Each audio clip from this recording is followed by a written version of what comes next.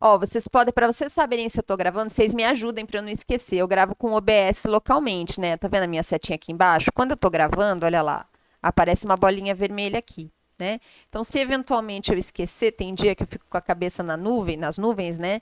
Aí você fala, professora, tem que gravar. Vocês me ajudem também se vocês virem que eu tô esquecendo de gravar, tá bom? Bom, Tudo vamos bem. começar a nossa aula então. Meninos, essa nossa primeira aula, eu queria muito dar um panorama da disciplina para vocês. Qual que é o conteúdo, o que que a gente vai estudar em biologia celular? Ou seja, a gente vai ver nos próximos minutos tudo que a gente vai cobrir ao longo das próximas 13 semanas. Ah, então não tem conteúdo de verdade? Tem algumas orientações e algum conteúdo já que eu vou explicar para vocês. Eu queria que vocês anotassem, porque são, tipo assim, é como se eu dissesse, ó, o que que você tem que estudar de cada conteúdo? Qual que é o principal ponto que eu tenho que saber, né? Outra coisa que eu vou mostrar para vocês também, eu vou fazer uma lista de leitura, né? Leituras que são, eu tenho que eu vou fazer uma leitura obrigatória. A leitura obrigatória é aquela que vocês têm na qual os exercícios que vocês têm que fazer valendo nota são baseadas, e tem também algumas leituras complementares para aqueles que se apaixonarem pela disciplina, como eu gosto também, né? Porque esses livros que vocês vão poder usar, e eu estou muito feliz com isso, já falei, né?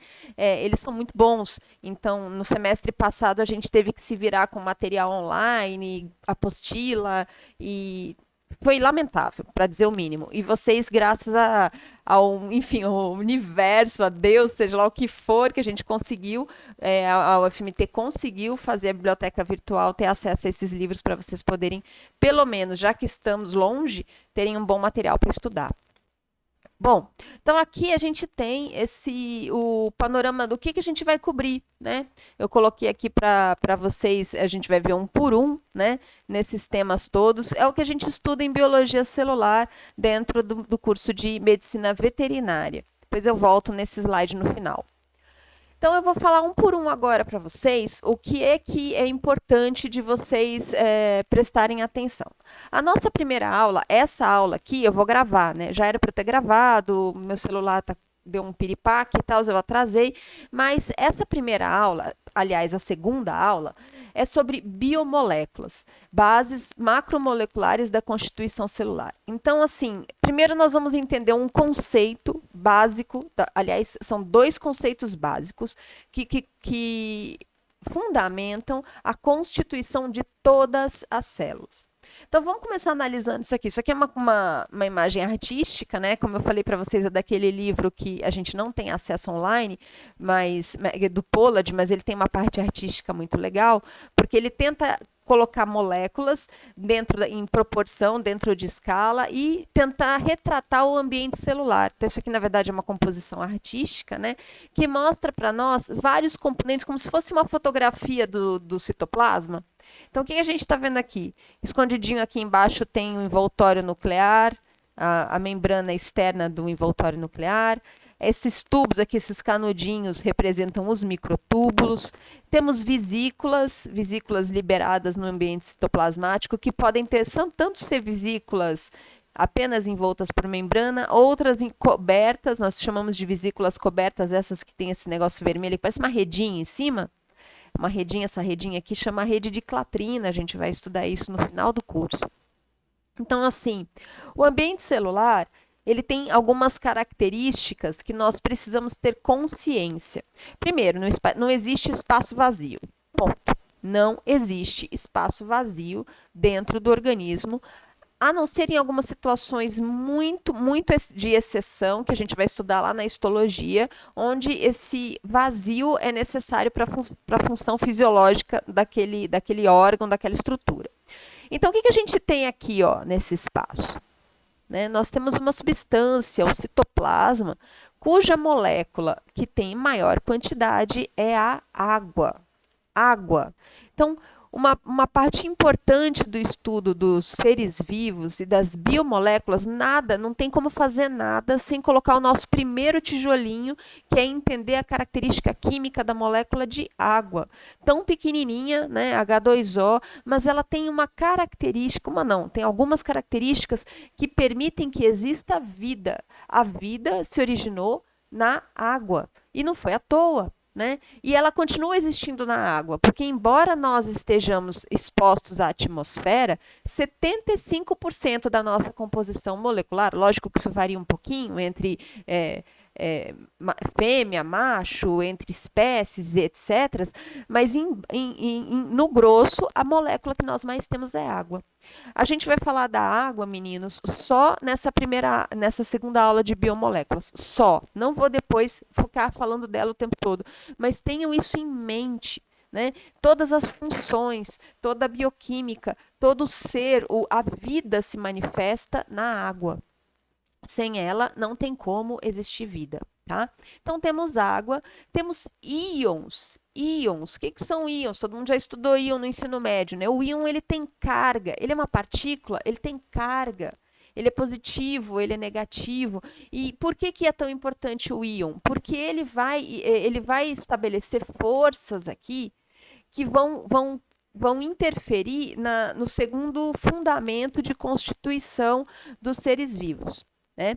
O primeiro fundamento são as moléculas. As moléculas, elas são unidades fundamentais. Então, eu coloquei aqui, ó, macromoleculares. Uai, se eu tenho macromoléculas, o que é uma macromolécula? Essa estrutura aqui, ó, esse microtúbulo aqui, é uma macromolécula formada de unidades, de subunidades fundamentais, que são as tubulinas. Né? Quando a gente estudar microtúbulo, a gente vai estudar as tubulinas. Então, eu tenho pequenas unidades, pequenas moléculas que se organizam, aliás, eu vou complicar um pouquinho essa história, que se auto-organizam. Prestem atenção nesse auto, né? Não existe nenhuma mãozinha, não tem nenhum botãozinho, não tem nada dentro da célula que pega uma tubulina pela mão e fala, ó, agora você dá a mão para o amiguinho e vamos juntos fazer um microtúbulo. Não, as tubulinas se auto-organizam. As tubulinas se auto-organizam, um cromossomo na mitose se auto-organiza. Então, esse é um outro conceito fundamental que a gente precisa ter para entender a organização de uma célula. As moléculas, as pequenas moléculas que existem dentro da célula, que são formadas, sintetizadas na célula, elas se juntam, elas se auto-organizam para compor o quê? Macromoléculas. Quem são essas macromoléculas? Todo mundo aqui já sabe, né? Eu só vou organizar o conhecimento de que vocês já têm. Aquela mais famosa, que todo mundo sabe desde sempre, que diz aquilo que você é e que diferencia você do seu irmão, do seu vizinho, de todo mundo, DNA.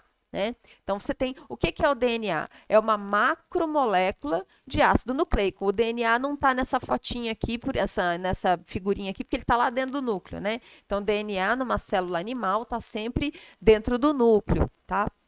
Não só dentro do núcleo, a gente vai ver que tem organelas também, como o mitocôndria, e depois mais para frente a gente fala disso. RNA é um outro tipo de ácido nucleico, é uma macromolécula formada de pequenas unidades de ácido ribonucleico, pequenas subunidades, né? Aquela história do ACTG no caso do DNA e o ACUG no caso do RNA. Né? Aí nós temos as proteínas. Todo mundo sabe, proteína é formada de aminoácidos. Né? Mas não temos só essas que são as mais famosas, nós também temos os lipídios, né? Nós também temos os açúcares. Por exemplo, glicogênio, todo mundo já deve ter ouvido falar de glicogênio, é um polímero de glicose, certo?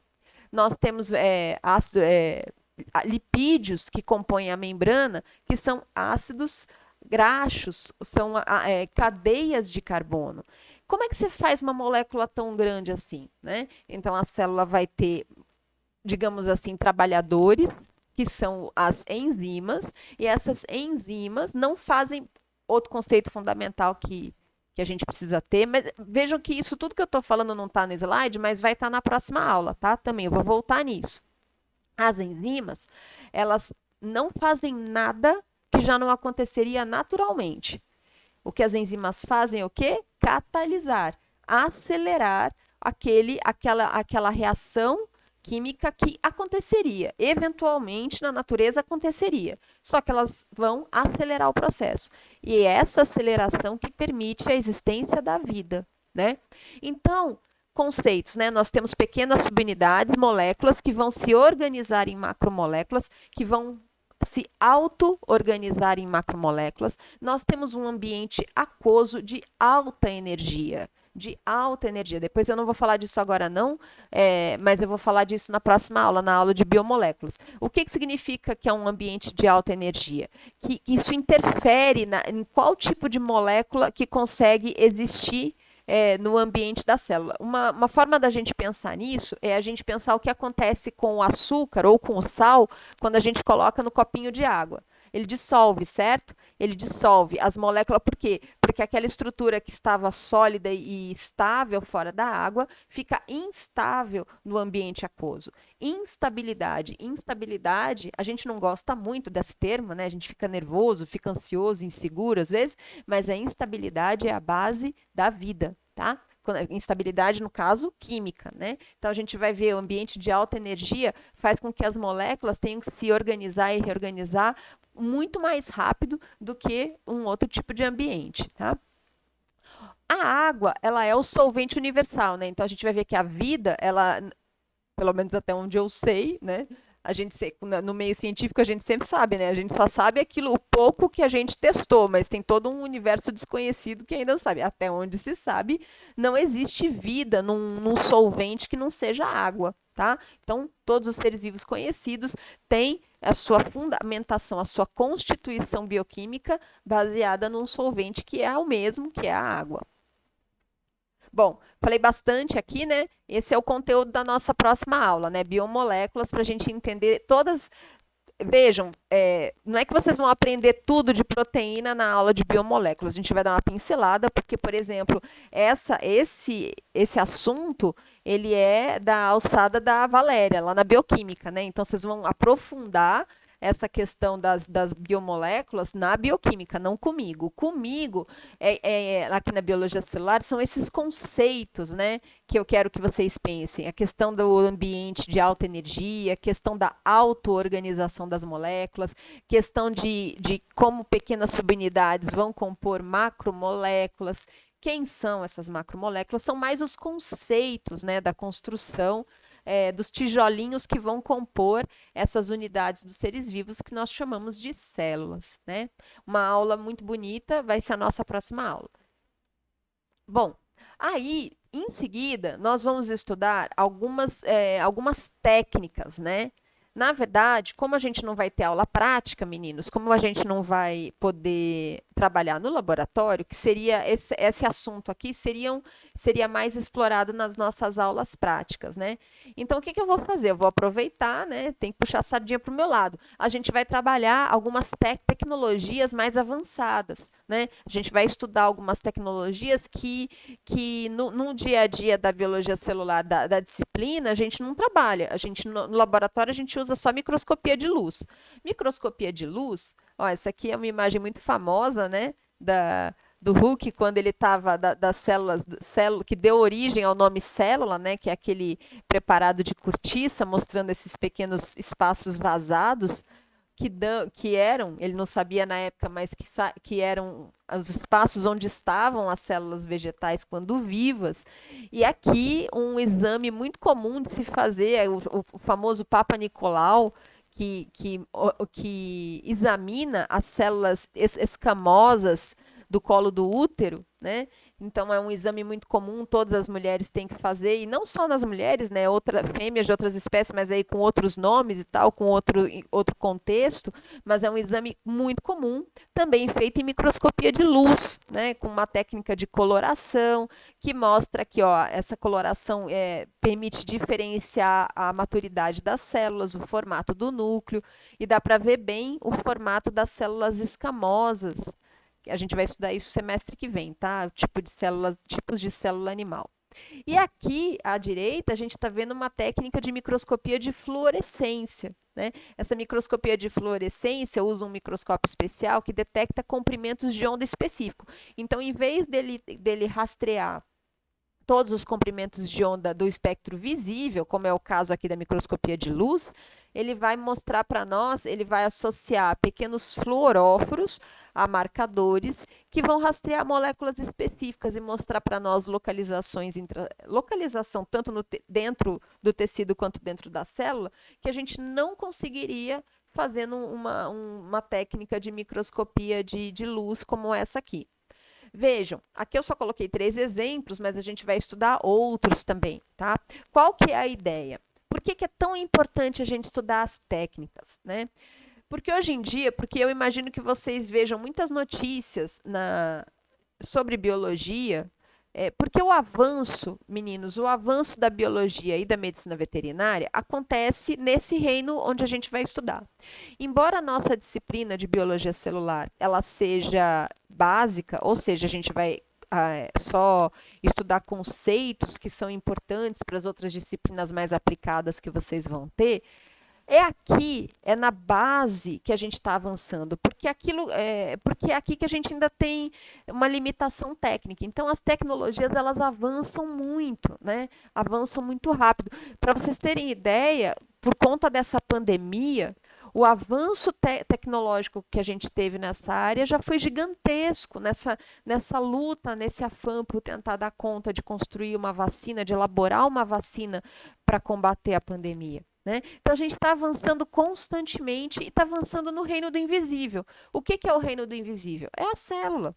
Não só a célula, como as suas biomoléculas. Né? Então aqui eu coloquei 3 exemplos, que são aqueles que. Não, está faltando um aqui. Ó. O que é obrigatório vocês aprenderem? Tá? Então, o que a Gerdine vai cobrar de mim que eu saiba no final da biologia celular? Vocês têm que saber microscopia de luz, tem que saber microscopia de fluorescência e tem que saber microscopia eletrônica. Vamos fazer, que não tem foto aqui, mas tem outros slides que eu vou mostrar e eu falo para vocês. Mas assim, eu vou falar só dessas técnicas com vocês? Não, a gente vai estudar outras, já vou falar, vocês inclusive vão ter que fazer um seminário sobre isso, vou falar isso mais para frente. Mas assim, como a gente não vai poder trabalhar as aulas práticas, eu vou aproveitar para trabalhar com vocês essas tecnologias, de vocês entenderem como elas funcionam. Por que é importante entender como uma técnica funciona? Porque aí, por exemplo, se alguém virar para mim e falar assim, o Huck mostrou que a célula existe quando ele mostrou essa foto aqui da cortiça. Eu falo, claro que não. Não tem, nem tem célula aqui. Aqui tem só o espaço onde a célula vivia. Ele não mostrou que a célula, ele ainda não tinha mostrado, mas ele provocou a comunidade científica a tentar entender o que tinha dentro daqueles espaços vazios. Por que eu posso fazer um comentário como esse? Porque eu entendo a limitação da técnica que ele usou. Aqui é fácil, né? Qualquer um poderia falar isso, mas e aqui, nessa microscopia de fluorescência? Qual que é a limitação que essa técnica tem? Certo? Então, quando você conhece melhor uma técnica, você consegue saber qual é a vantagem que ela está trazendo, qual é a informação real que ela está te dando e qual que é o limite, até onde ela vai. Até o que ela não responde. E isso, meninos, é uma construção para o resto da vida de vocês. Ao longo de toda a carreira profissional de vocês, vocês vão estar aperfeiçoando essa compreensão do que cada uma das técnicas que vocês vão usar permite que vocês façam. Então, eu brinco muito com o pessoal do ultrassom, né? Que para mim aquilo, ver uma ultrassonografia e ler a borra do café, sabe aquelas videntes que olham lá a manchinha do café e falam, o seu futuro vai ser assim. Para mim é quase a mesma coisa, porque eu não entendo essa técnica, né? E aí uma vez a minha cachorrinha ficou prenha e aí a gente fez o ultrassom, ela falou, tem 7, ela tá grávida de 7. Eu fiquei olhando aquilo e falei assim, meu Deus do céu, se ela dissesse que tinha 4, ou se ela dissesse que tinha 11, ia dar na mesma, né? Então, conhecer a técnica é fundamental para que você possa realmente construir um diagnóstico, um método de trabalho e fazer inferências a partir daquilo. Bom, aí nós temos a nossa próxima aula, que vai ser Evolução dos Seres Vivos e Diversidade Celular. É a minha preferida e provavelmente uma das que vocês não vão gostar muito. Né? Por que não vão gostar? Porque é meio chato, sabe? Para quem não era da área de evolução, isso é um assunto às vezes um pouco chato, e eu sou dessa área, tá? Só para vocês saberem, eu no meu doutorado, no meu pós-doutorado, eu estudei evolução molecular, ou seja, eu estudei a evolução através de biomoléculas. Então, digamos assim, que eu sei bastante desse assunto. Não que eu queira que vocês saibam tudo, mas eu acho que ele é fundamental. Por que ele é fundamental? Porque ele justifica que nós tenhamos Por que que a gente não tem uma disciplina assim? Biologia celular canina, biologia celular felina, biologia celular bovina.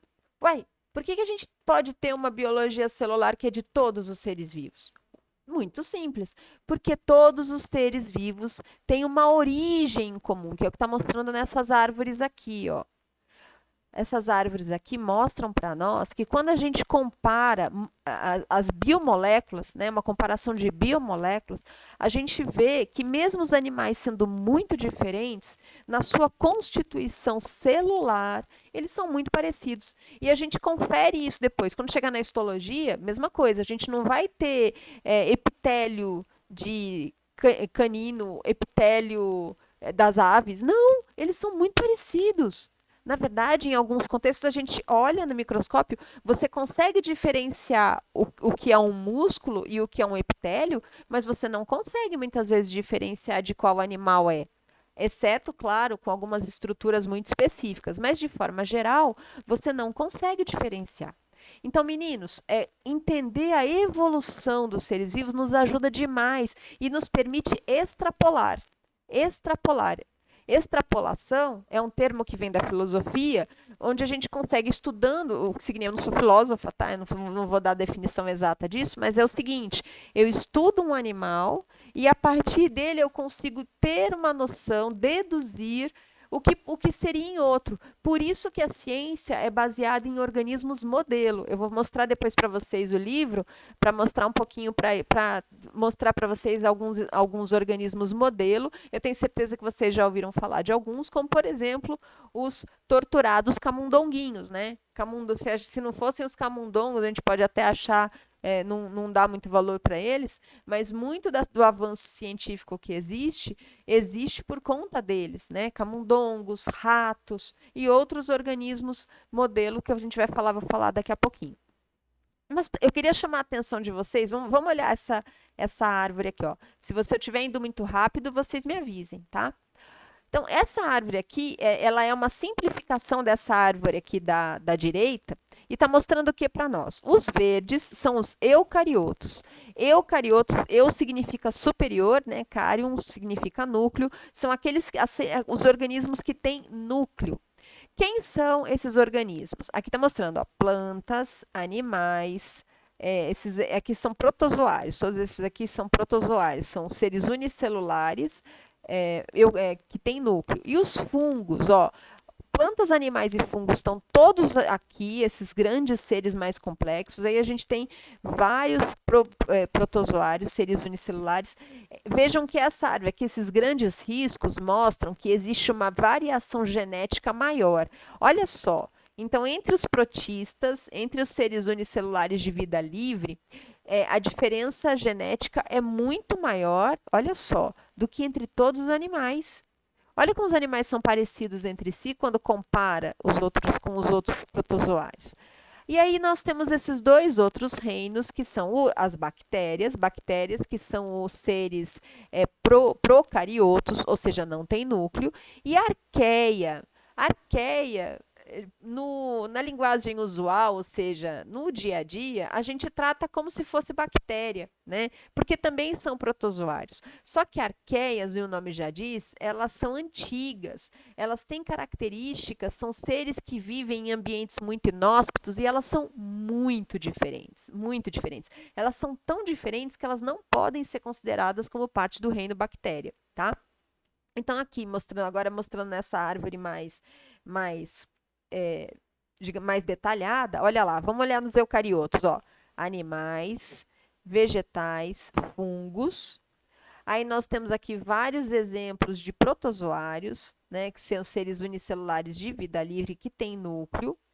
Aí aqui nós temos as bactérias que são aquelas que a gente, enfim, seriam bactérias mais jovens, mais recentes na evolução, e as arqueias, que são muito diferentes e são muito estudadas. Por que elas são tão importantes? Porque elas têm mecanismos de produção de energia muito diversos, muito, muito especiais.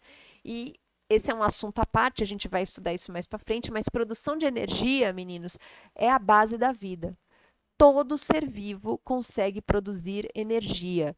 E ele precisa disso. Por quê? Porque o ser vivo, ele se contrapõe às leis da física. Então, assim, ele organiza o seu ambiente interno, ele organiza as suas moléculas, ele forma macromoléculas. E para isso, ele paga um tributo, ele paga um imposto. Ele precisa produzir energia para conseguir organizar o seu ambiente interno. Então, todo ser vivo produz energia. A forma como essa produção de energia é feita varia bastante, em alguns casos é bem homogêneo, como no caso dos eucariotos, e nesses reinos aqui, nesses organismos mais, digamos assim, mais primitivos, a produção de energia é muito diferente. Isso é muito interessante, porque produção de energia é o maior, para a sociedade como um todo, é um dos passos limitantes do nosso avanço tecnológico, né? Então, todo mundo quer,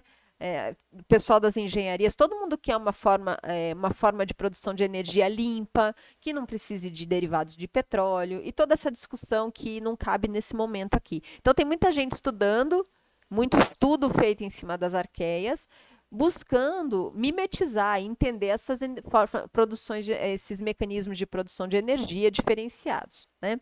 Eu não entendo muito delas, nunca trabalhei diretamente com arqueia, mas é um assunto fascinante também para quem trabalha com produtos, que estuda formas de produção de energia nos seres vivos.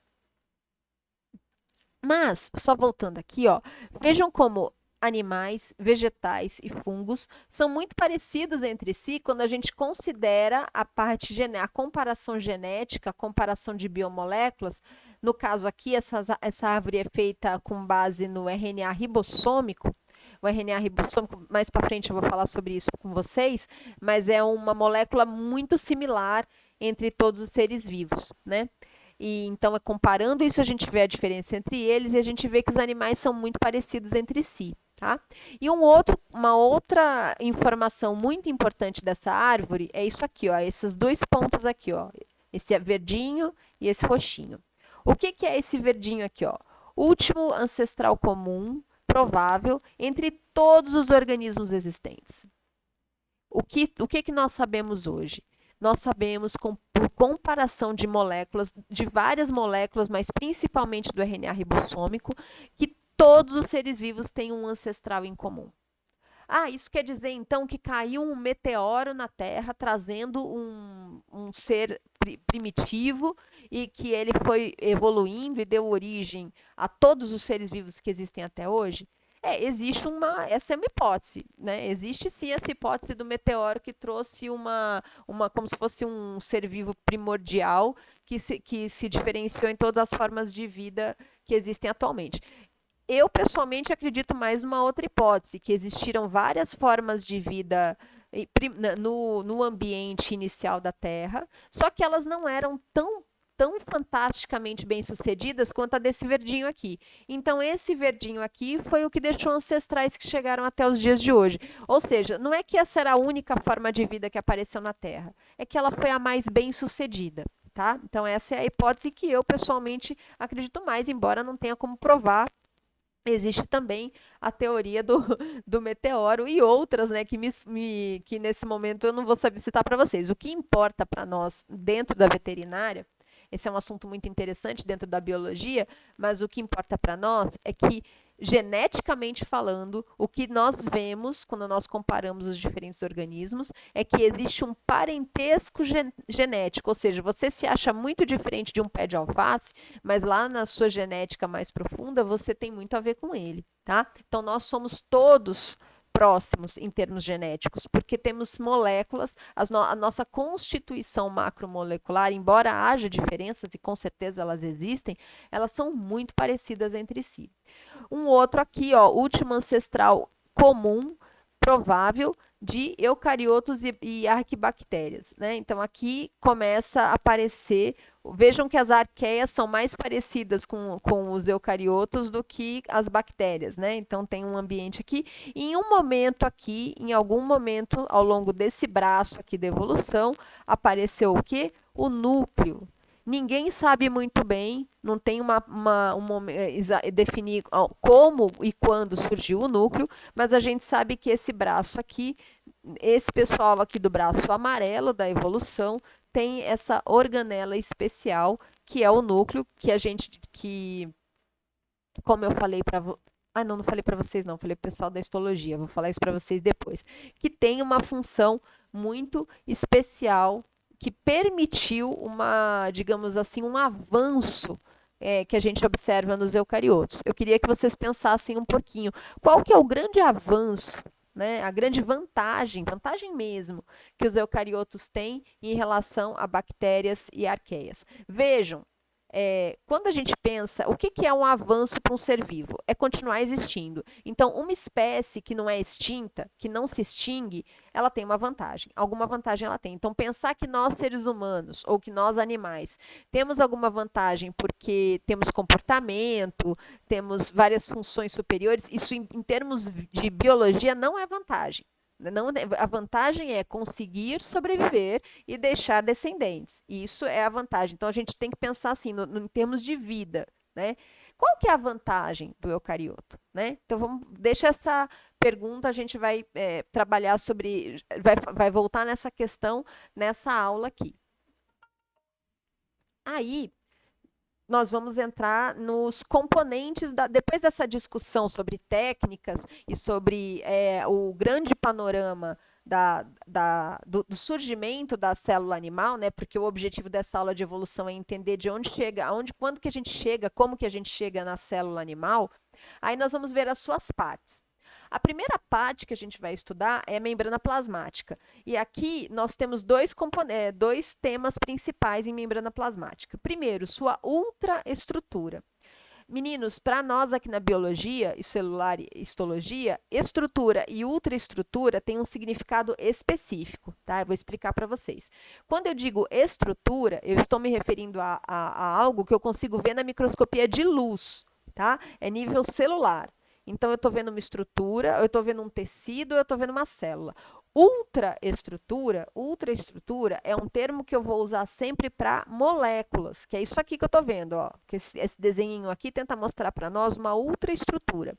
Ultraestrutura eu nunca vejo no microscópio de luz, né? Eu só consigo ver, e nem sempre, na microscopia eletrônica. Muitas vezes eu só consigo entender a representação de uma outra estrutura é feita assim, por desenhos, por esquemas, né? Esses esquemas tentam retratar o melhor possível o que as técnicas de microscopia eletrônica e raio-x, enfim, as técnicas para enxergar moléculas que existem, né? O que elas indicam de forma para aquela molécula. Às vezes não é uma molécula, é um arranjo macromolecular, por exemplo, um ribossomo. Né?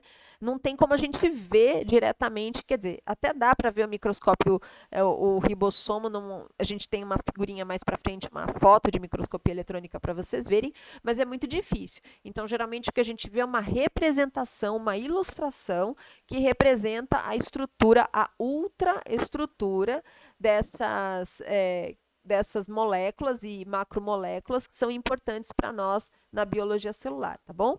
Então, repetindo, estrutura a gente vê na microscopia de luz, a gente vê com coloração, é possível enxergar com técnicas mais simples. E a ultraestrutura exige microscopia eletrônica, exige técnicas que nos mostrem a característica molecular daquela estrutura, daquela ultraestrutura, biomolécula, macromolécula e assim por diante. Bom, então, num primeiro momento, a primeira aula de membrana, a gente vai estudar como se constrói uma membrana. Porque lembra que eu falei? A membrana, tudo na célula é auto-organizável. Não tem ninguém, não tem nenhuma mãozinha lá que pega um fosfolipídio, ó, aqui essa membrana, a gente está vendo essa bolinha verde com umas perninhas escurinhas aqui, isso aqui é um fosfolipídio, né? E isso aqui é uma bicamada lipídica. A gente vai ver que as membranas celulares, aqui a membrana plasmática é essa que envolve a célula, mas na célula eucariota nós temos várias membranas internas também, né? Então, todas as membranas celulares são formadas por uma bicamada lipídica. Para formar essa bicamada, Não tem nada que chega lá, pega um fosfolipídio e fala, agora você fica aqui, vem Zezinho, fica aqui do lado, vem Luizinho. Não tem isso.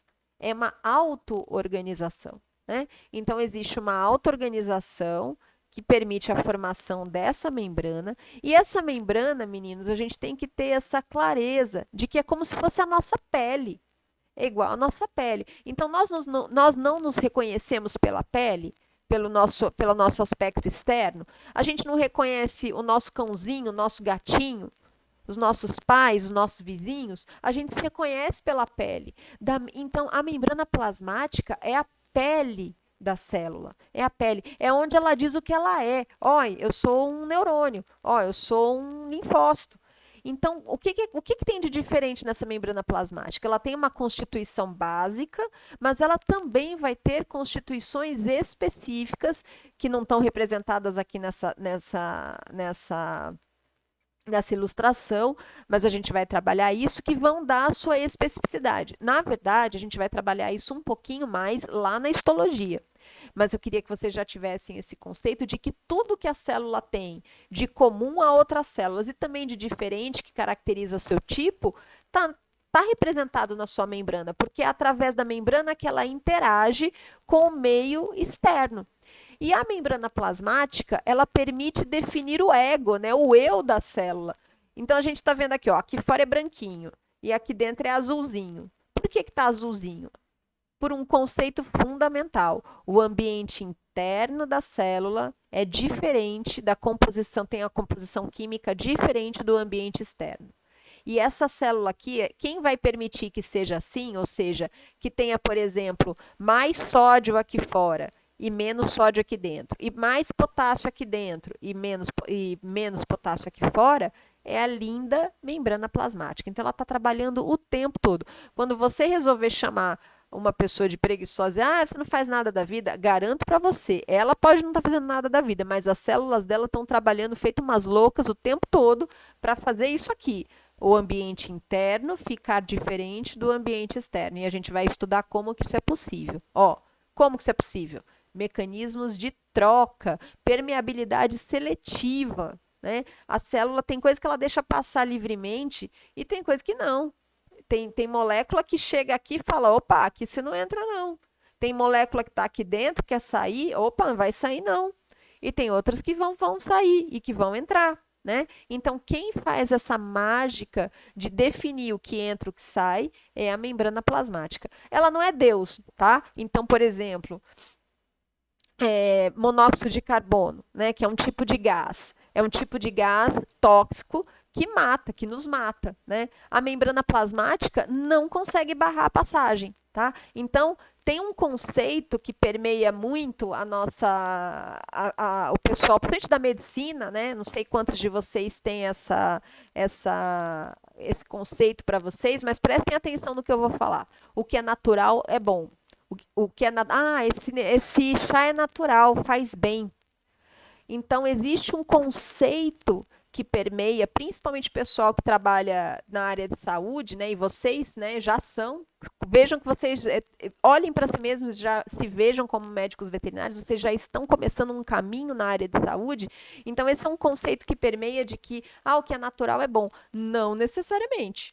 Não necessariamente. Então, a gente vai ver que o que rege, que permite que uma molécula entre ou não entre, não tem a ver com ela ser natural, ou ela ser sintética, ou ela, enfim, ser artificial, que seja. Não, tem a ver com as suas características químicas. E é por isso que a aula da Valéria é tão importante para nós, né? É por isso que a aula de bioquímica é tão importante para nós, porque as moléculas, elas vão entrar ou sair do organismo e das células de acordo com as suas características químicas, e não porque elas são naturais ou porque elas são artificiais. Tem muita molécula natural que é tóxica, né, que faz mal pra caramba. E a gente precisa saber a natureza química de como que aquela molécula interage com o ambiente celular. Não só o celular, né? A gente vai ver depois a matriz extracelular, mas isso já fica para depois. Por enquanto, vamos pensar só na membrana plasmática e na sua função de permitir um meio interno diferente do seu meio externo. Aí, em seguida, depois que a gente estudar esse mecanismo de o que a membrana plasmática define a característica da célula, a gente vai estudar o núcleo. O núcleo é uma organela, né? É uma organela que lá no ensino médio a gente aprende que tem uma função. Eu não sei como é que vocês aprenderam a função dessa organela, mas eu tenho quase certeza que ela está errada. Que a função que disseram para vocês não está certa.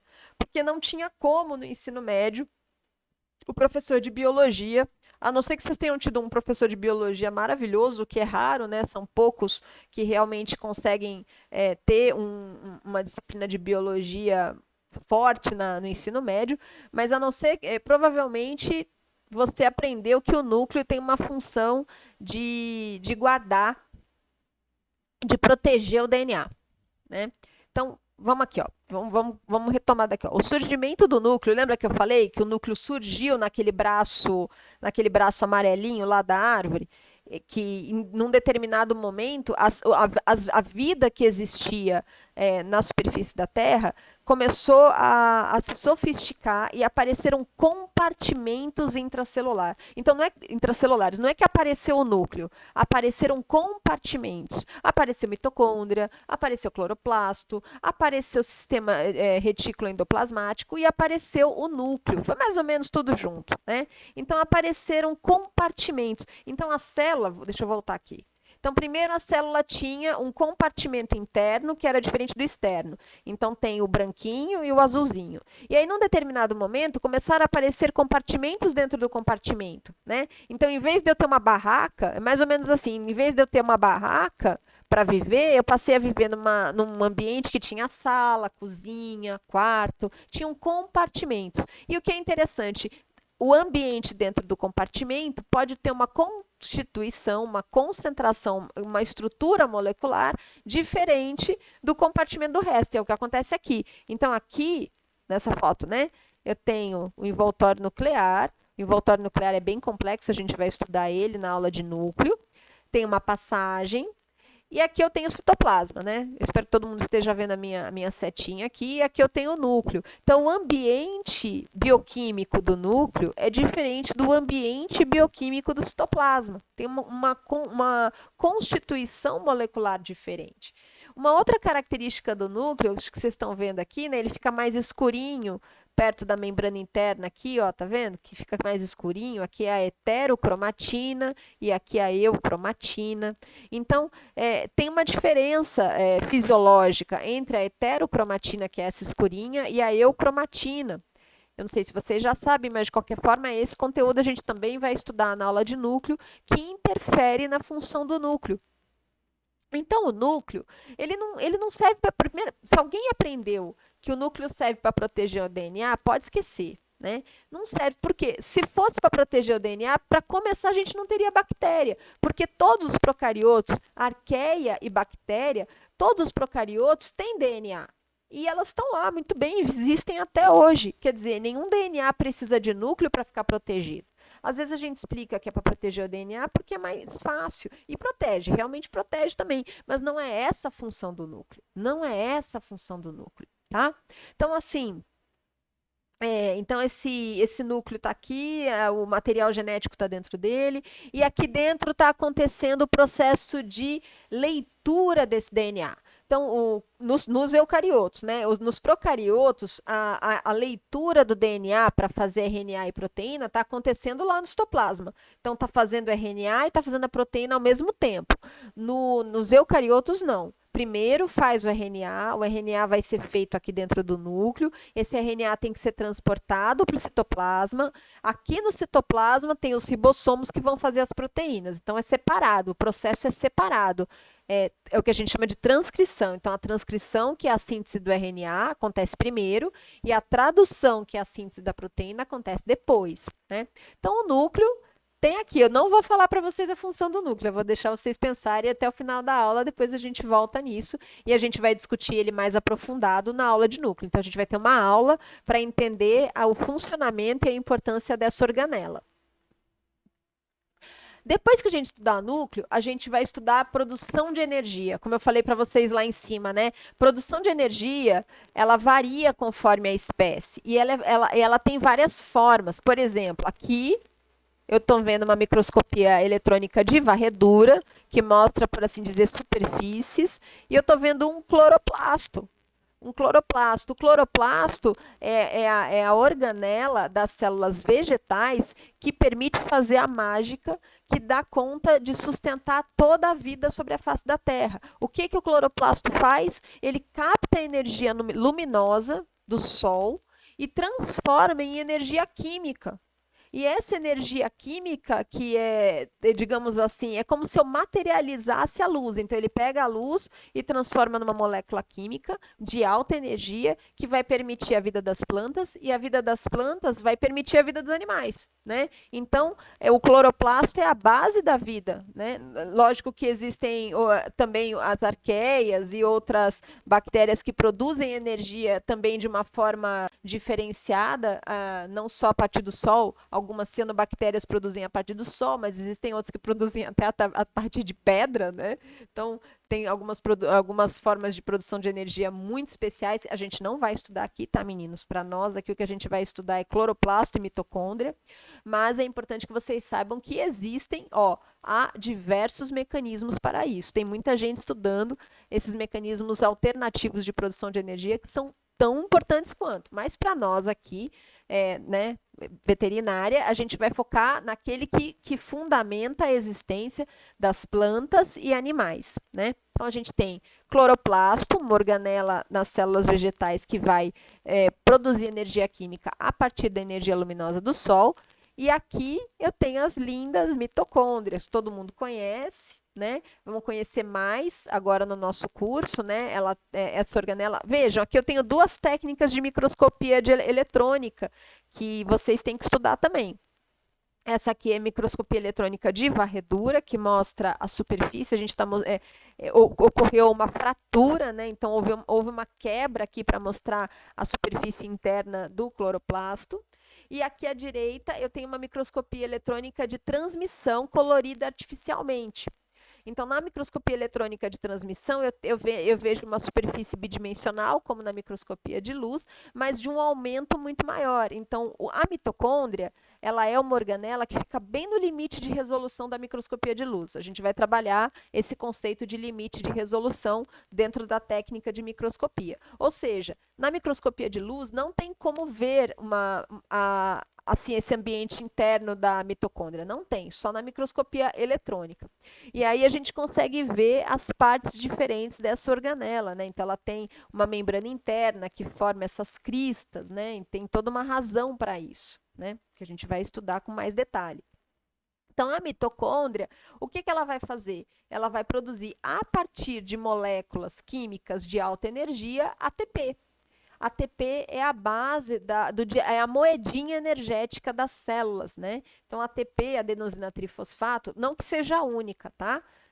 Também existe GTP e outras moléculas que também podem ser doadoras de energia, mas no nosso curso de biologia celular a gente vai focar no ATP, né? Então, ATP é a moeda básica de transferência de energia, de doação de energia para síntese de moléculas, de macromoléculas, para catalisar aquelas reações químicas celulares que são contra as leis da física, né? Então, a gente tem as leis da física, né? O crescimento da entropia, as leis da termodinâmica.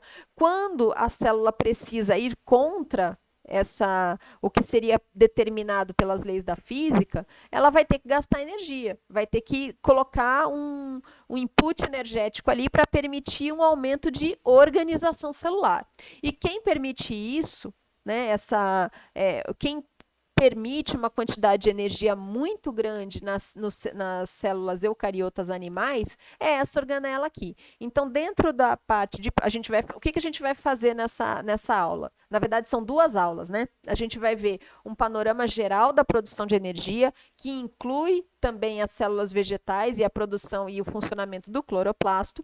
E aí a gente vai ter uma aula específica para falar de mitocôndria, que é essa organela tão importante, e não só para a produção de energia. Hoje a gente sabe que existem outros mecanismos, outros processos celulares, como, por exemplo, a morte celular regulada, que a gente chama de apoptose, do qual a mitocôndria faz parte. Tá? Então, a mitocôndria, a gente aprende muito a mitocôndria como a sede da produção de energia celular, mas não é só isso que ela faz, não. Ela também interfere na síntese de lipídios, né? Ela também participa de síntese de lipídio, do processo de morte celular regulada e, lógico, fundamental, vai produzir ATP, vai produzir energia, tá bom? Então, vamos falar da mitocôndria. Aí, nós vamos ter uma aula sobre o processo de sinalização celular. Eu vou falar para vocês que eu amo de paixão essa aula, né? Não que seja a minha preferida, é difícil, eu acho que eu gosto de todas, né? Mas minhas duas preferidas são núcleo e sinalização celular. Por que é que sinalização celular é tão importante? Porque sem a sinalização celular não teria como um organismo complexo como o organismo animal, onde nós temos centenas de tipos celulares diferentes, vários tipos de tecido diferente, vários órgãos diferentes, conseguirem fazer uma unidade. Então, vocês já pararam para pensar em vocês mesmos, né? Parem para pensar no seu eu. Quem é o seu eu? O seu eu é uma vontade só, que nesse momento eu espero esteja prestando muita atenção em mim, que coordena trilhões de células individuais. Então, de alguma forma, em algum nível, você consegue fazer trilhões de células diferentes ajudarem você a prestar a sua vontade única, do seu ego, a prestar atenção nessa aula. Como que isso é possível? Como que isso é possível? Né? É pela sinalização celular. Então, existe sinalização celular no nível do sistema nervoso, existe sinalização celular no nível das suas células musculares, que faz com que elas fiquem paradas para que vocês possam ficar sentados assistindo. Por exemplo, existem algumas perturbações bioquímicas, neurológicas, que fazem com que a pessoa não consiga ficar sentada.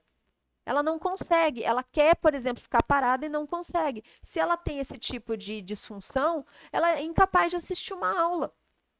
Percebem? Só para dar um exemplo do nosso comportamento, mas agora vamos pensar lá no nível celular.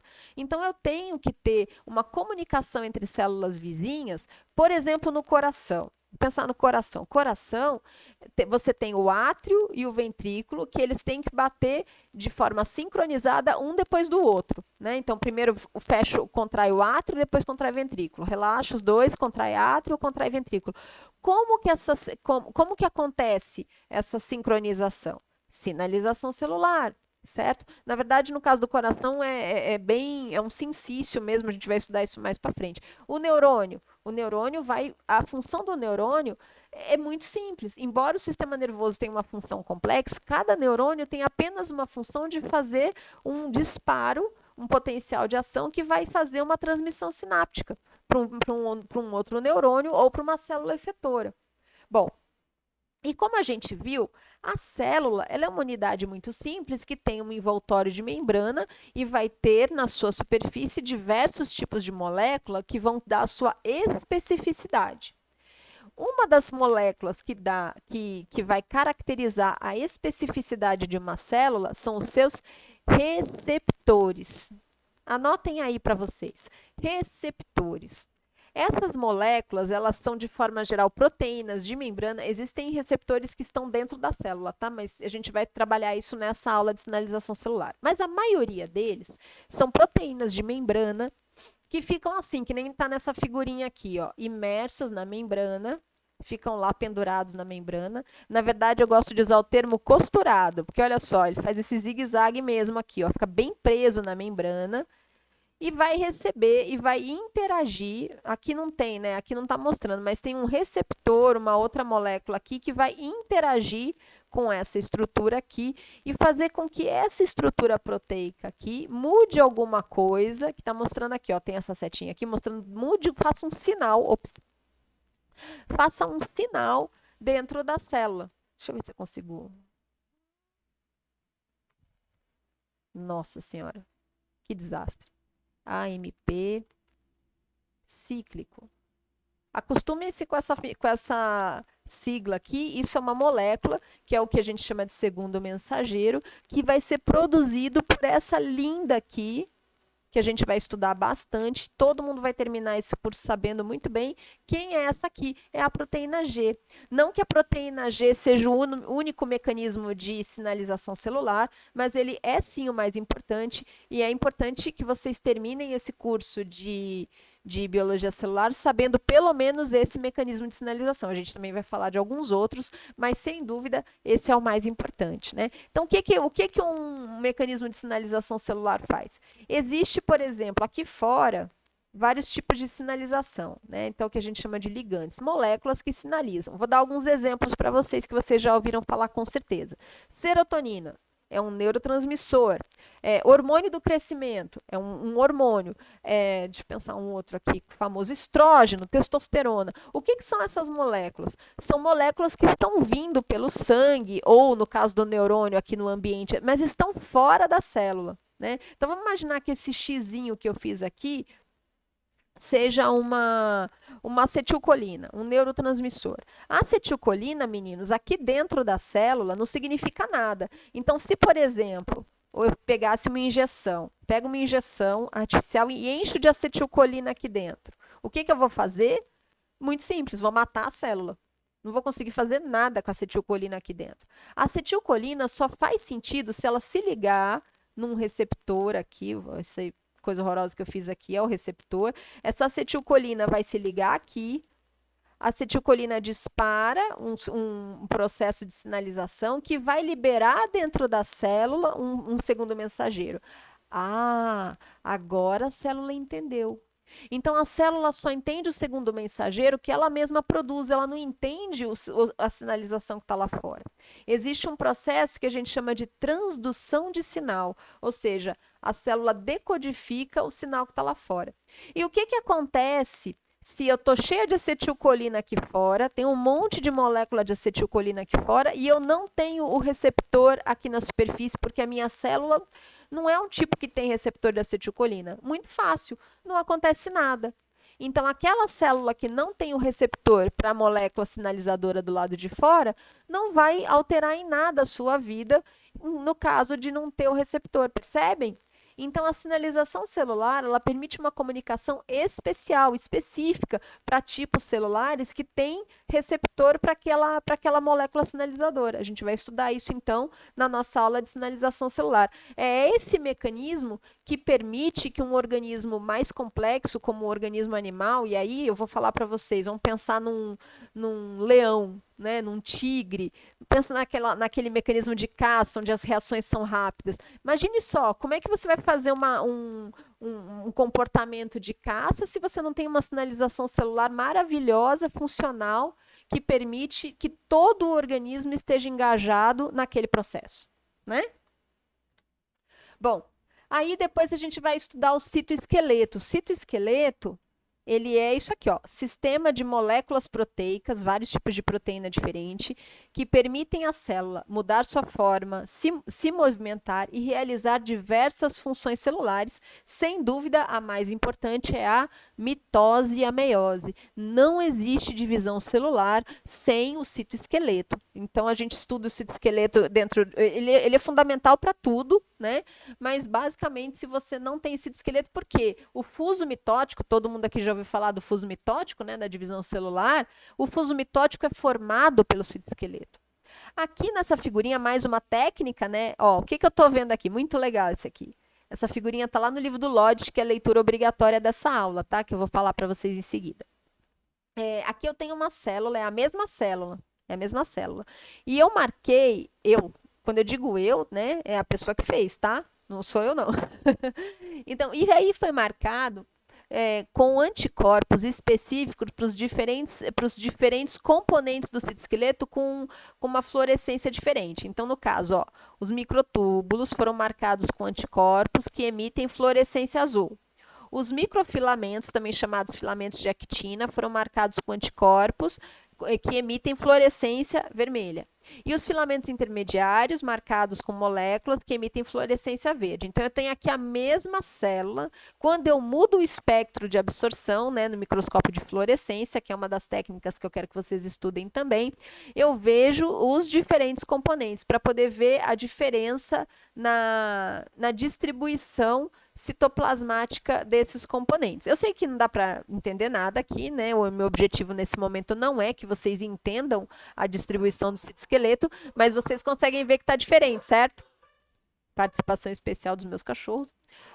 Então, dá para ver que está diferente. Os microtúbulos têm uma distribuição diferente dos filamentos de actina e dos filamentos intermediários. É isso que eu queria mostrar para vocês. Então, nós temos 3 componentes no citoesqueleto. Vamos aprender o que cada um deles faz e como que cada um deles é e qual a contribuição deles para as diferentes funções que uma célula tem. Uma outra função fundamental que é baseada no citoesqueleto é a contração muscular. Sem citoesqueleto, não tem contração muscular. Na verdade, sem citoesqueleto e proteína motora, né? Proteína motora é a miosina, que não faz parte do citoesqueleto, mas usa o citoesqueleto na sua função. Aí, em seguida, a gente vai ter nossa aula de ciclo celular. Ciclo celular é o ciclo de vida, né? Todos nós temos ciclo de vida. Nascemos, crescemos, amadurecemos, nos reproduzimos, morremos, aquela coisa que vocês estudam, né, na biologia, do ensino médio, o ciclo de vida do ser vivo. Todo ser vivo nasce, cresce, reproduz e morre, né, aquela coisa. A célula também. E a célula tem fases, né? Então ela tem o que a gente chama de fase G1, fase S, fase G2 e fase M. Fase M é aquela onde ela vai se dividir.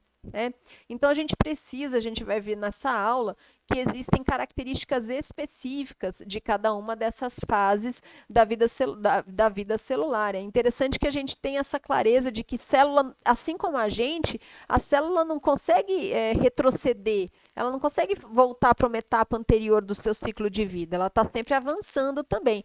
Porém, ela pode estacionar. Uma célula que está estacionada no ciclo celular, ela está no que a gente chama de G0, né? Assim como, por exemplo, uma pessoa que estaciona em G0, ela não se reproduz, ela não...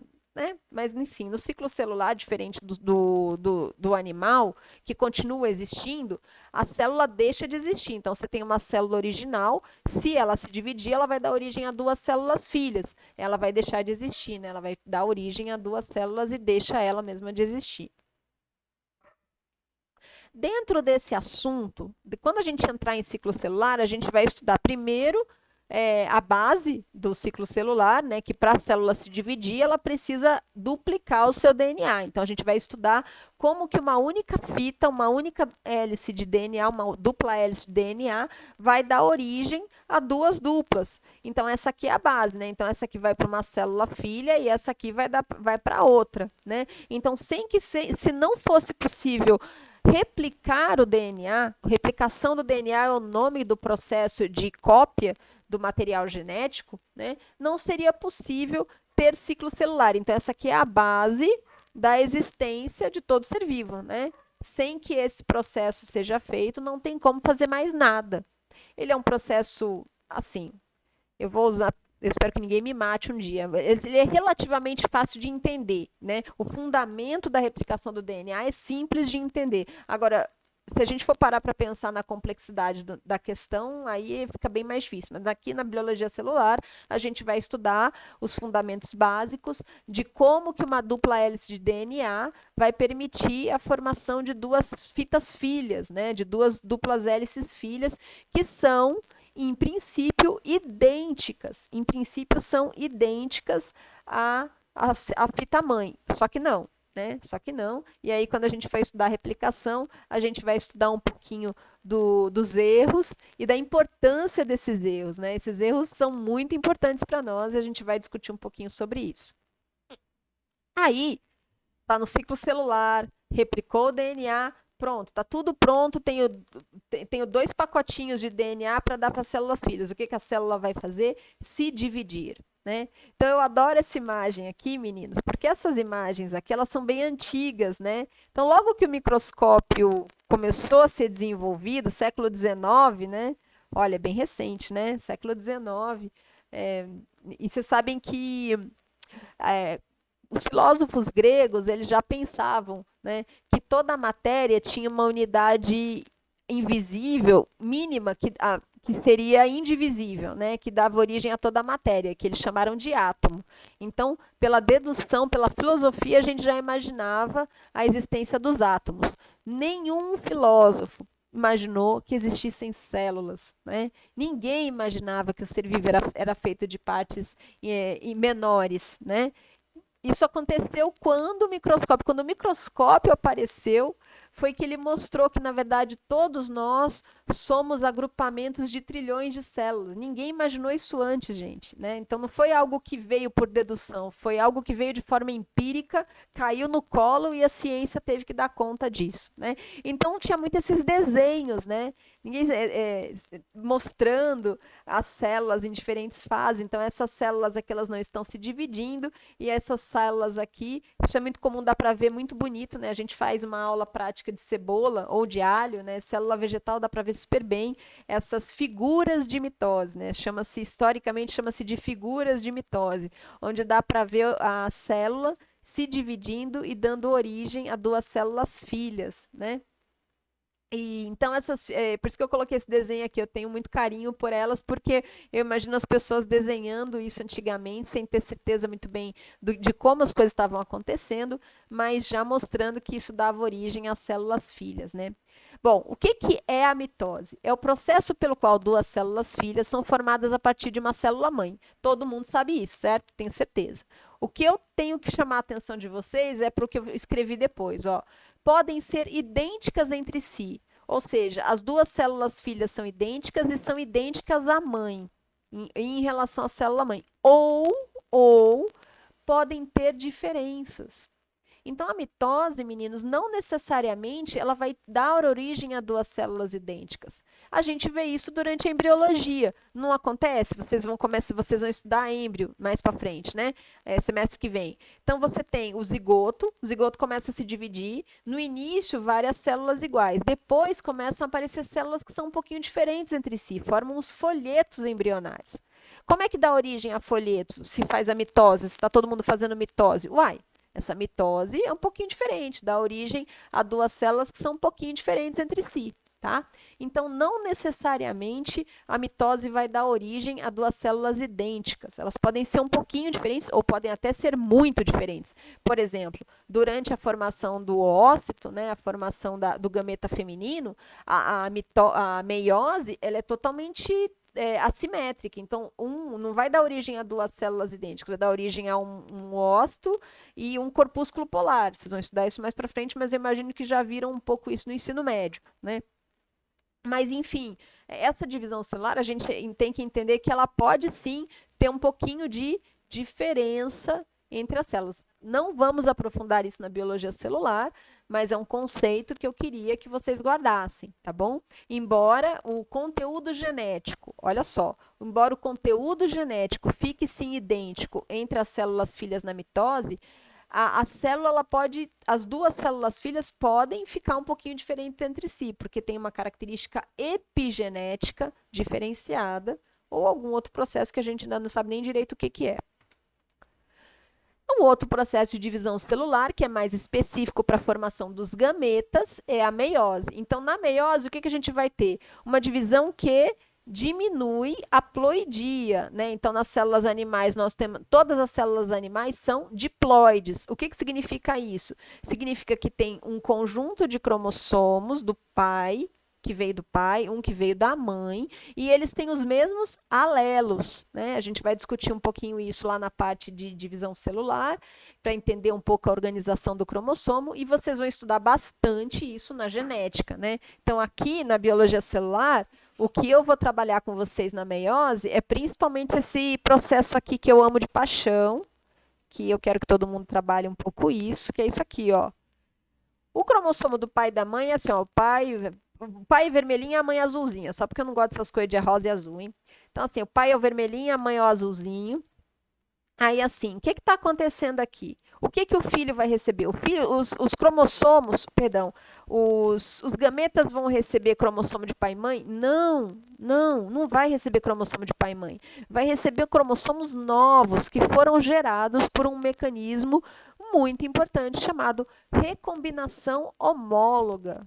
Recombinação homóloga. O que a recombinação homóloga faz? Ela, durante a meiose, pareia os cromossomos homólogos, né, de pai e mãe, e mistura esse material genético. Quando ocorre essa mistura do material genético, os cromossomos formados já não são os originais, são outros cromossomos. Gametas recombinantes, olha lá, com cromossomos que foram formados pela recombinação homóloga entre os cromossomos do pai e da mãe. Esse mecanismo aqui, meninos, é fundamental para a evolução dos seres vivos, principalmente nos organismos, né, que têm reprodução, principalmente nos organismos que têm reprodução sexuada. Então, ele é muito importante. Então, como vocês vão estudar, vocês têm genética e tal, aqui na biologia celular a gente vai estudar os fundamentos e eu vou aprofundar um pouquinho mais com vocês na importância dessa recombinação homóloga que ocorre durante a meiose, tá? Aí, depois que a gente fechar essa parte de divisão celular, a gente vai estudar, a gente entra na parte final da disciplina.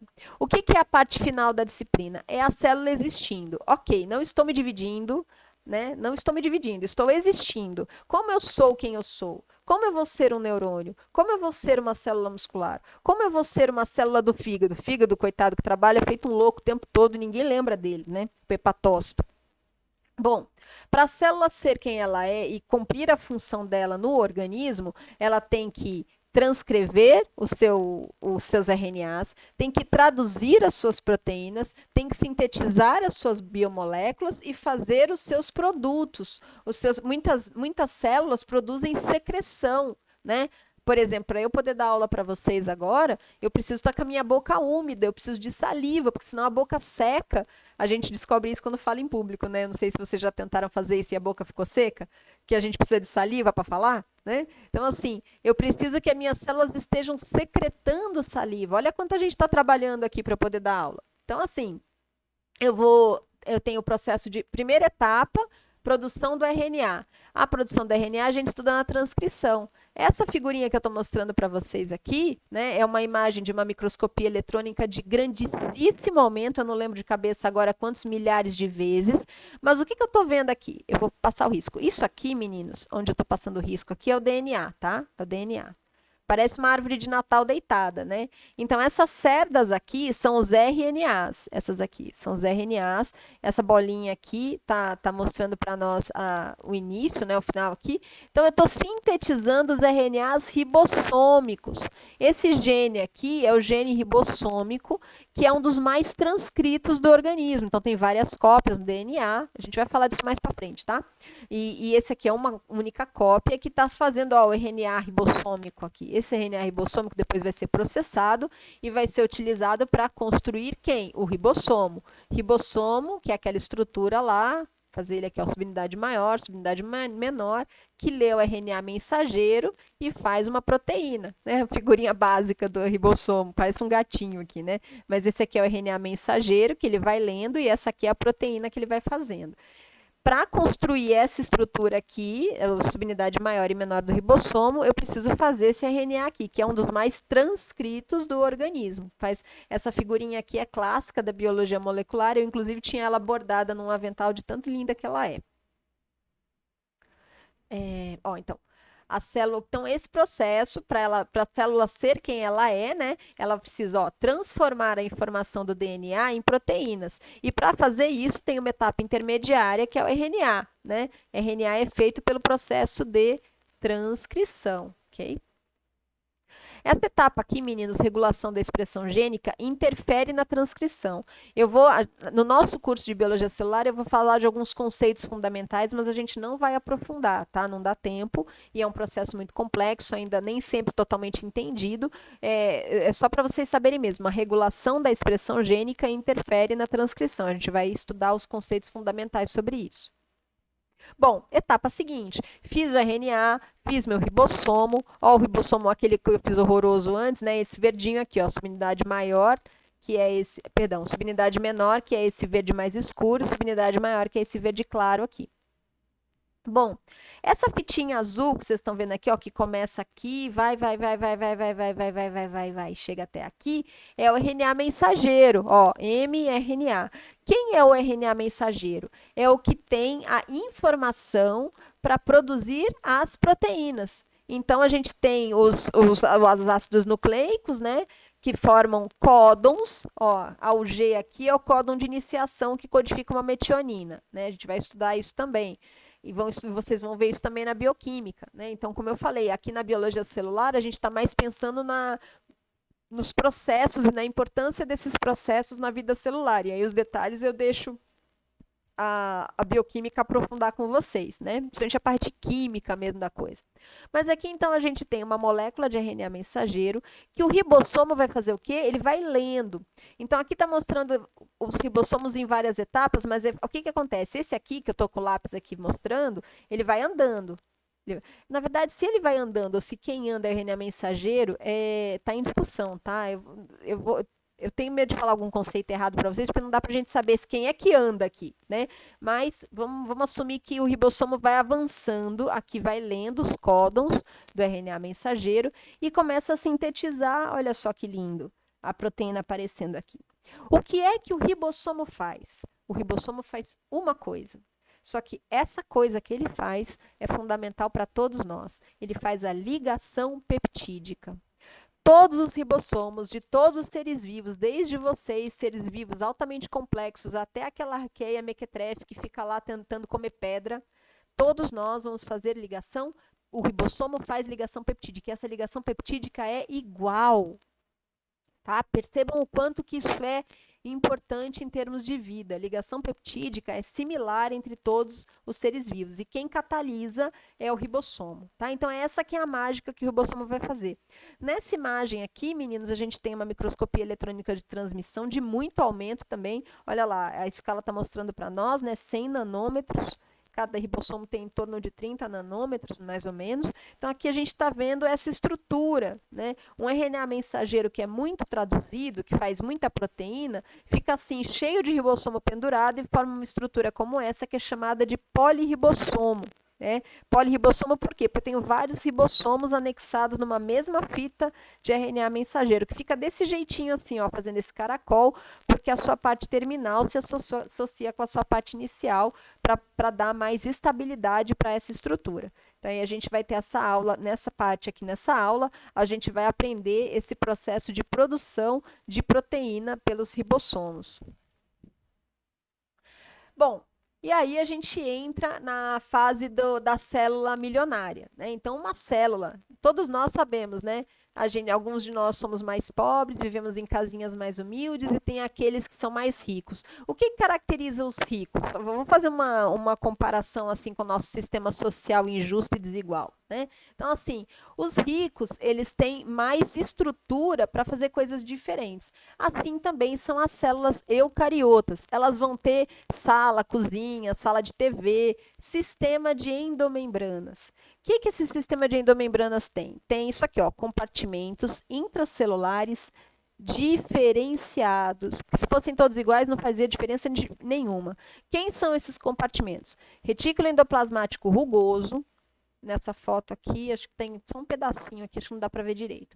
Retículo endoplasmático liso, a diferença entre eles é que o rugoso tem ribossomos associados, vai sintetizar a proteína para excreção.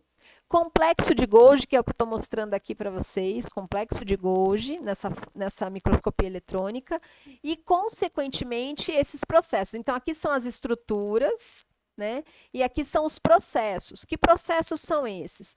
Processo de tráfego, por favor, é tráfego, tá? Não tráfico. Tráfico é de drogas, né? De vesículas é tráfego. Ou movimentação. Se ficar na dúvida, escreve movimentação citoplasmática de vesículas. Olha só as vesículas aqui, ó. Vesícula aqui, outra aqui. Essas vesículas, meninos, elas não estão caoticamente acontecendo no citoplasma, não, elas têm um destino. Olha que coisa maluca. O Golgi, ele vai fazer vesículas, e essas vesículas, elas têm um destino. Algumas delas vão se tornar lisossomos, outras vão para a superfície da célula, vão jogar conteúdo para fora. né, vão passar por esse mecanismo aqui de exocitose, vão produzir a saliva, que permite a professora falar um tempão na orelha de vocês, né? E tem o mecanismo de endocitose, que é o de captação de moléculas. No ensino médio, muitas vezes a gente aprende a endocitose como um mecanismo de alimentação, ou seja, a célula capta substâncias do extracelular para poder digerir e obter alimento, né? Isso é muito comum nos protozoários, protozoários, os unicelulares de vida, os eucariotos de vida livre. Nos organismos animais, no organismo animal, que é esse que a gente estuda aqui na veterinária, a endocitose ela tem outras funções, tá? Não a de alimentação celular, porque o organismo, o sistema digestório, já garante o aporte de moléculas necessárias à vida da célula. Então, o mecanismo de endocitose tem outras funções que a gente vai estudar, tá? A maior parte das vezes, mecanismos de renovação celular e de defesa. Tem muito mais função de defesa do que de produção de energia ou captação de energia, tá? Bom, só para terminar, o sistema de endomembranas, então, ele é muito... Quando a gente chegar lá na histologia, vocês vão ver que isso é uma das partes da célula que mais varia conforme a função da célula. Porque, por exemplo, se eu sou um plasmócito, plasmócito produz anticorpo. O plasmócito vai ter bastante retículo endoplasmático rugoso, vai produzir proteína para excreção. Se é uma célula que produz, por exemplo, o hormônio precursor de hormônios sexuais, vai ter muito retículo endoplasmático liso, moléculas que está envolvido com síntese de moléculas hidrofóbicas que tem livre trânsito através da bicamada lipídica. Depois a gente vai estudar isso. Se é uma célula se é um macrófago que precisa de muito lisossomo, vai ter bastante complexo de Golgi. Tá? Então, a gente vai ver que conforme o tipo celular, o sistema de endomembranas que está presente no citoplasma vai ser muito variável, muito variável. E aí a gente tem os mecanismos de degradação de moléculas, que são a nossa parte final do curso, né, já lá no finalzinho. Como que a célula faz? Se ela está produzindo macromoléculas, várias moléculas que são polissacarídeos, proteínas, DNA, ela também tem que ter um mecanismo de degradação dessas macromoléculas. E esses mecanismos, eles podem ser ou inespecíficos, que é o caso dos lisossomos, ou seja, caiu no lisossomo vai ser degradado, não importa o que seja.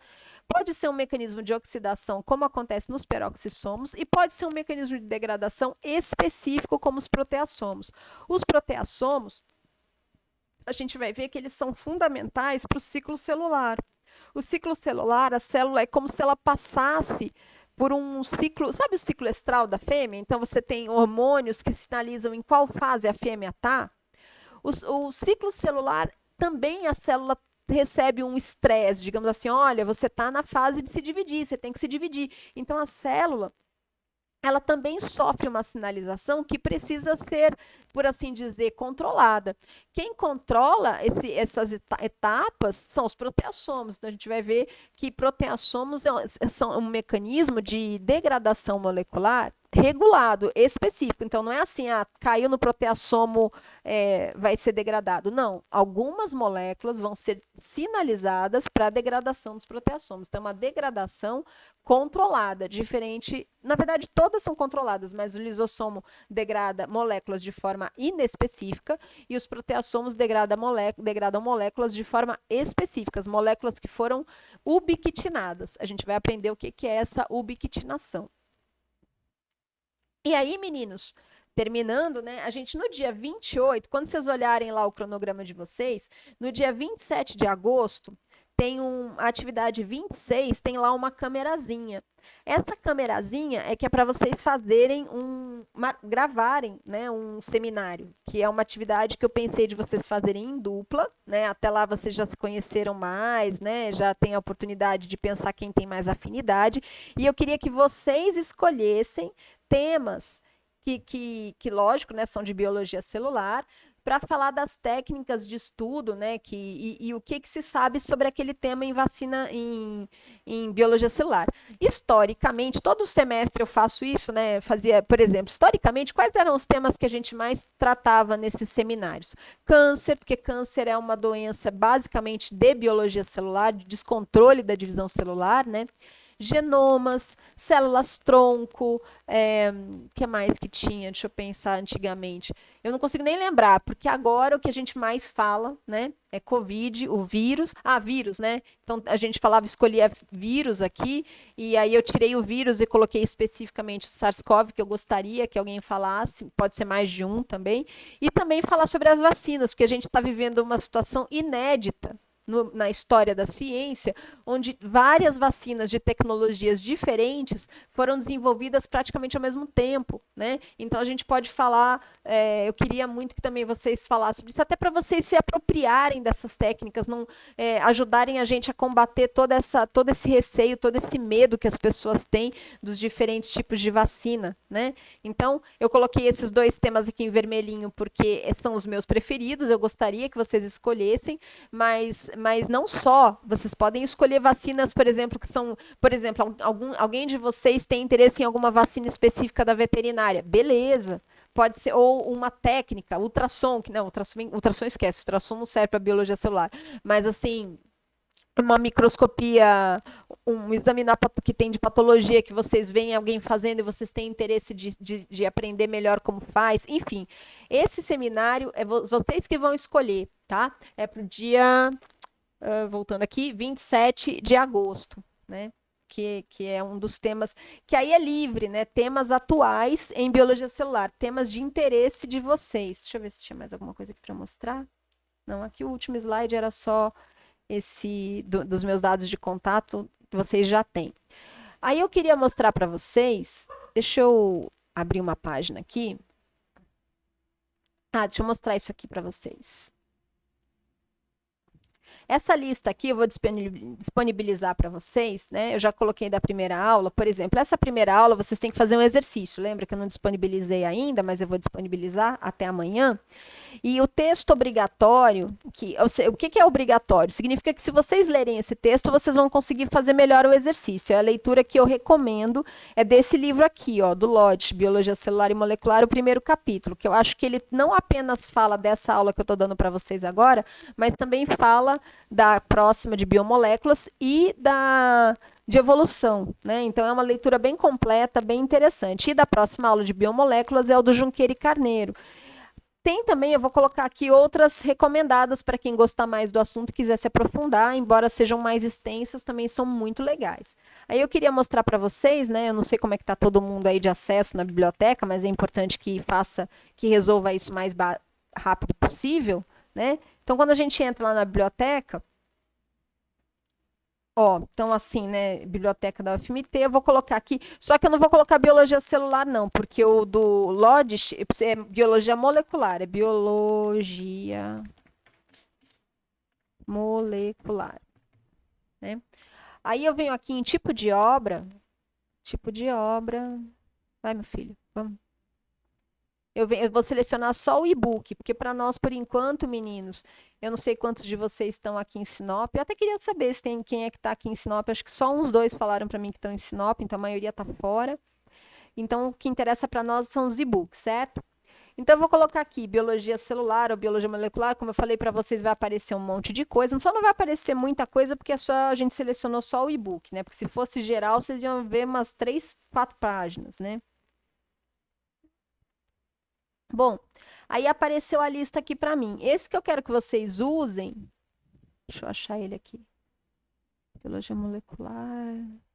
Não, esse aqui é o do Albert. Desculpa, falei errado. Deixa eu fazer de novo. Biologia celular. Para achar o do Lodge. Na verdade, vocês, depois de um tempo, vocês podem fazer do jeito que vocês quiserem. Eu só estou tentando ir mais rápido aqui. Biologia celular. Né, eu pesquisei ali. Aí é a edição 7. É esse aqui, ó. Porque não aparece Lodge, tá vendo? Não aparece escrito Lodge. Biologia Celular e Molecular, edição 7 de 2014. Esse é o Lodge. Lógico que com o tempo vocês vão pegar essas frescuras, né? Não precisa se preocupar com isso. Aí vocês colocam a senha de vocês, colocam esse negócio aqui. Toda vez ele me diz que eu coloquei errado, dá uma raiva. V, C, Y. Espero que funcione. Às vezes a biblioteca meio que trava, né? Espero que dê tudo certo para mostrar para vocês. Aí, meninos, quando vocês entrarem, esse texto eu gostaria muito que vocês lessem, sabe? Eu gostei bastante dele. Eu acho que ele tem muita informação que cobre essas, tipo, as 3 primeiras aulas da disciplina: moléculas, célula e evolução. Para começar, ele já começa com a frase maravilhosa dos biólogos, né? Eu sou biomédica, né? Vocês sabem, né? Mas assim, biomédico é um biólogo meio torto, que a gente só estuda ser humano. Ó, nada na vida faz sentido, exceto a luz da evolução. É uma frase muito famosa do Dobzhansky, né? Então, assim, para a gente entender aquilo que eu falei, para a gente entender biologia celular, para a gente entender a histologia, para a gente entender a medicina veterinária, a gente precisa entender que os seres vivos têm muito em comum, tem muito em comum. Tá? Tem mais em comum do que tem de diferente. Isso é um fundamento de tudo que eu vou falar para vocês. E aí, esse capítulo, ele tem muita informação legal, eu vou trabalhar, é por isso que eu falei, para vocês fazerem um exercício, eu entendo que se vocês trabalharem com esse texto, vocês fazem todo o exercício dessa primeira aula que vale nota, né? O exercício que vale nota. Não é um videozinho, né? Ó, a arvorezinha que eu mostrei para vocês, né? Então eu queria mostrar para vocês para terminar a aula. Eu imagino que vocês já estejam um pouco cansados, mas eu queria mostrar um negócio para vocês aqui. Que eu falei essa figura aqui é sensacional também, mas não vou falar dela agora não, a gente volta nisso mais para frente. Isso aqui, quer ver? Vai, meu filho, cadê você? Eu queria mostrar para vocês a questão dos organismos modelo, né? Porque assim, o que que é um organismo? Ah, tá aqui, ó. Organismos experimentais comuns, né? Então, como é que a ciência avançou até agora? Houve um entendimento assim, ou a gente poderia estudar aleatoriamente, cada grupo de pesquisa estuda um organismo, mas para entender a biologia celular, era mais difícil avançar assim, cada um estudando um ser vivo diferente. Então, dentro da pesquisa, né, dentro do ambiente científico, meio que houve um acordo, né? Um acordo. Não, então vamos escolher alguns organismos de cada grupo principal para a gente estudar tudo sobre ele. E aí a gente sabe muito. Então, quando vocês começam a estudar biologia celular, vocês vão ver que se cita muito algumas espécies específicas, tá? E isso que eu queria falar para vocês dentro da biologia celular. Então, por exemplo, em célula animal, vou começar daqui de baixo, né? Em célula animal, quem é o bichinho que mais foi torturado para a gente saber entender os animais? Os camundongos e os ratos também, mas mais camundongo do que rato, né? Então, muito do que a gente sabe desenvolvimento de tecido corporal, do sistema imunológico, formação, neurobiologia e várias outras doenças, organismo modelo para testar fármaco, são os camundongos, tá? Então, e em seguida os ratos e também os primatas, né? Só que trabalhar com primata é absurdamente caro, muito perigoso, enfim, tem todo um outro abordagem, toda uma dificuldade maior. Então, o organismo que mais se sabe é o camundongo. Então, quando a gente vê o que está escrito nos livros de biologia celular, nos livros de farmacologia, nos livros de fisiologia, a gente sempre tem que prestar atenção de que existe muitas vezes essa limitação da espécie, né? Principalmente nesses estudos que são mais invasivos, que são mais moleculares, que exigem que se tenha um grupo de animais sendo pesquisados, né? É muito difícil você fazer, por exemplo, experimento farmacológico numa girafa. Além de ser errado, né? Não vou nem entrar na parte ética da coisa, tá, meninos? Eu estou falando só da questão aqui para vocês entenderem o que é um organismo modelo.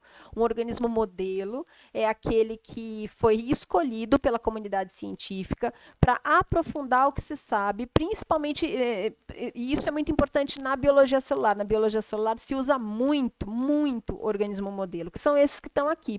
E eu queria mostrar para vocês.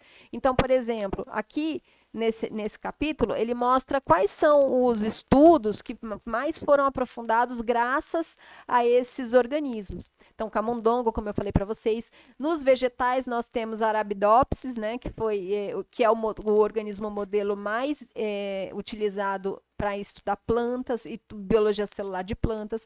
O peixe zebra, a minha filha, eu tenho uma filha bióloga, né, que está no mestrado, ela estuda comportamento de peixe e o organismo modelo que se usa para entender comportamento de peixe é o peixe zebra, chamado paulistinha no Brasil. Ele é carinhosamente chamado de paulistinha aqui no Brasil. Mosca da fruta. Gente, genética. Tudo que vocês. Se vocês ficarem com raiva da professora de genética, tanto de matéria que vocês vão ter que estudar, é graças a esse bichinho aqui, a mosca da fruta. Não fosse ela, a gente não saberia isso aqui, ó. Desenvolvimento do plano corporal. Que mais? Aquela parte da. Ó, o controle genético do comportamento. Então, assim, mosca da fruta permitiu um avanço extraordinário em vários aspectos. A Canorhabditis, a famosa C. elegans, né, que é um vermezinho que é muito utilizado nisso aqui, cadê? No entendimento da formação e função do sistema nervoso. Muito do que se sabe foi descoberto por conta da C. elegans. Claro, há bactérias. Aqui não está falando, né, mas é a Escherichia coli, aquela bactéria que está nas fezes, né? Muito comum nas fezes, mas ela é fundamental para a gente entender os procariotos. De vírus, o vírus que foi mais utilizado foi o fagulâmbida. Fagulâmbida é o que a gente chama de bacteriófago. Ele é um vírus de bactéria, né? E eu me lembro quando eu tinha a idade de vocês, eu ficava mais. O que mais me assombrava é como que alguém tinha conseguido descobrir um vírus de bactéria, né? Porque eu falei, meu Deus, como que eles descobriram um negócio desse? E a gente sabe um monte de coisa sobre vírus por conta do fago lambda. Entre os fungos, o organismo modelo mais estudado é o Saccharomyces cerevisiae, né? Cerevisiae é esse que a gente põe no pão. A gente põe no pão, a gente faz cerveja e a gente passa a vida estudando isso aqui, ó, controle de ciclo celular e divisão celular e várias outras características típicas de levedura em termos de biologia celular, né?